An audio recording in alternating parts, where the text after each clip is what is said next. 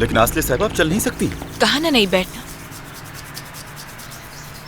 मुझे ये संभाल लेगा।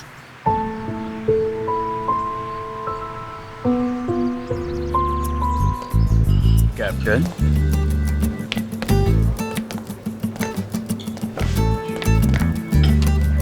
हमें नहीं पहचाना आपने?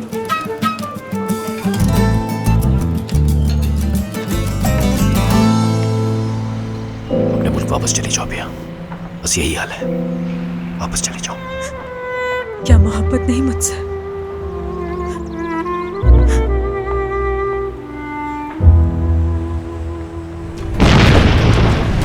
इस्तांबुल और अनकरा में मौजूद अपने आदमियों से भी बात की, लेकिन रोजदा का कोई सुराग नहीं मिला।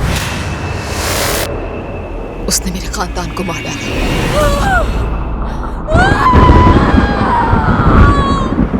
तुम्हें जल्द या बदेर इसकी कीमत अदा करनी होगी कर्नल। डॉक्टर तुम्हें जान से मार देगा।